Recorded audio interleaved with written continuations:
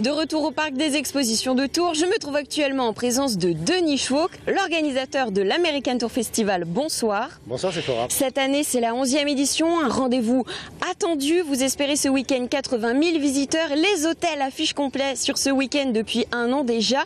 Comment expliquez-vous ce phénomène ? C'est un phénomène qui a été en grandissant, puisque c'est, comme vous l'avez dit très justement, c'est la 11e édition. Nous avons su évoluer en fonction des animations qui intéressaient nos visiteurs. Nous avons été attentifs à leur goût et au fur et à mesure, effectivement, le site s'est agrandi pour arriver à l'apogée, puisqu'on a une scène derrière vous qui va être inaugurée avec la possibilité d'avoir 45 000 visiteurs. Alors vous dites justement avoir été fidèle au goût de vos visiteurs. Qu'est-ce qu'on vient chercher à l'American Tour Festival? Est-ce que c'est ce goût du rêve américain encore?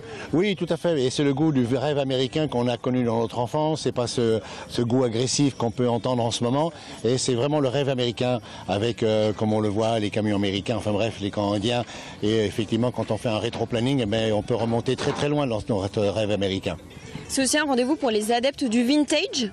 Oui, alors c'est ça qui est intéressant, c'est qu'on retrouve les adeptes du vintage, de la country, du rock and roll, du hard rock, du rockabilly, du bluegrass, des danses irlandaises, puisqu'on a ouvert ce nouvel atelier cette année, le poker, et puis la gastronomie, l'accueil, les animations inattendues, les parades, les runs le samedi après-midi, et tout ce mélange fait que on se retrouve dans les restaurants avec quelqu'un habillé en cowboy, l'autre habillé en indien, l'autre habillé en motard, l'autre habillé... Chacun vit sa passion pendant non-stop, pendant 2 jours et demi.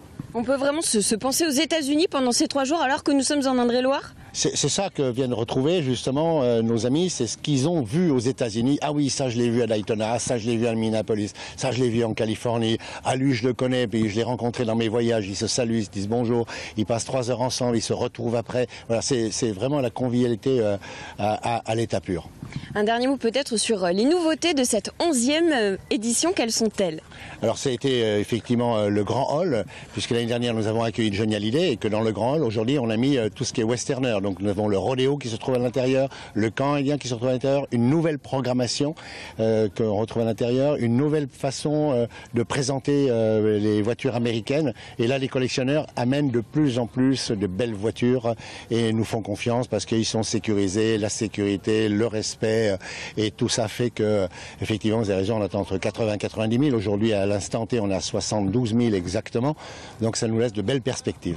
Pour ce week-end, Denis Schwok, merci d'avoir répondu à toutes nos questions. Je rappelle donc que l'American Tour Festival, c'est tout le week-end pendant 3 jours au parc des expositions de Tours. Je vous souhaite à vous un très bon week-end.